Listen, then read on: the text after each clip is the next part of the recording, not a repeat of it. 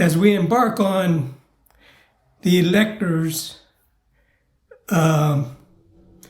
writing down the vote that they've been told to determine the president, which should be in the next couple of days, there's a question that we have to ask ourselves. How do we stop Trump from becoming president? Now, we have to admit to ourselves that over a majority, an overwhelming majority of the people don't want Trump. So why would he become president? And how can the overwhelming majority of the people stop him from becoming president? The answer is very simple. We don't have to stop him from becoming president. We stop those who are determining that he become president from determining he is the president. Okay? Huge difference. Because none of what is constitutionally required to become president has been done yet. And there are specific requirements for how the electors are chosen, the number of electors that are chosen, when they will give their votes, what constrains the votes that they must make, how they certified their list before it's transmitted to the seat of government. Directed to who? The president of the Senate. So Congress doesn't certify an election. The electors certify their list, and they transmit their list to the seat of government, directed to the president of the Senate, who receives those certificates and must check that all the things on their lists are in compliance with the requirements that are established in Article 2, Section 1 in the 12th Amendment. We'll get into whether or not the 12th Amendment is even necessary in a minute, but in another video. But they don't meet any of the requirements. None. Especially in the fact that they have to choose the time of choosing is determined by who? Congress. That's the states assembled in Congress. And the day on which they give their votes is also determined by Congress.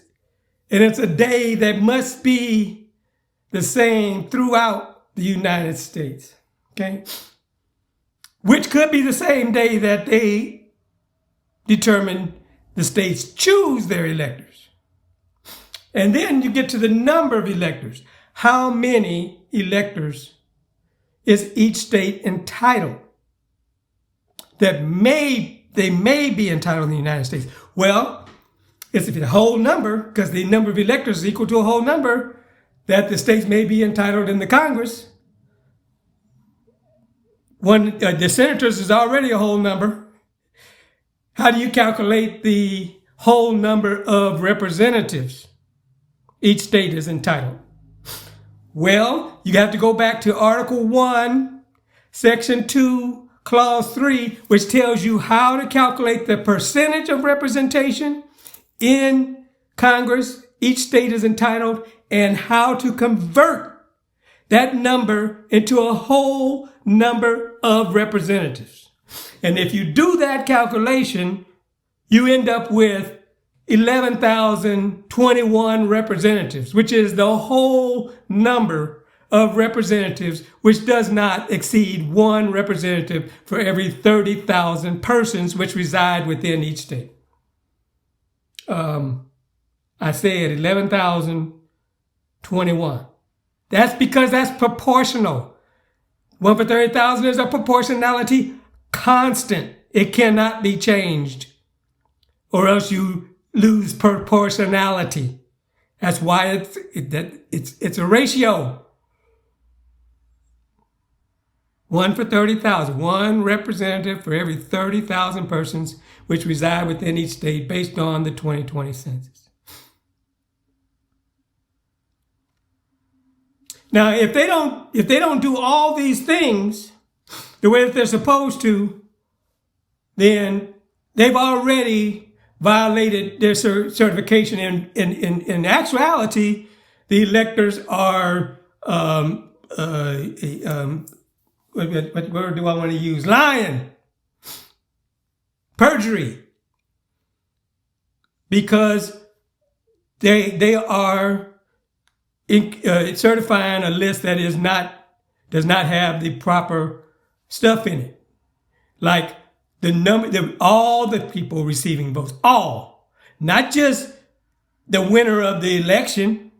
They have to put all the names of the people receiving votes, the number of votes, and the office for which each was identified. Which leaves a question that, one person can be on both lists, even in the same state. The only thing that stops electors is that at least one of their choices must be from a state other than their own. Now, why we think that the parties, they aren't included in how to determine the president. And they've determined their own process. They choose their own candidates. And they choose how they determine who the next president will be, which just so happens to be one of their own candidates. No. This has to stop. Enough is enough.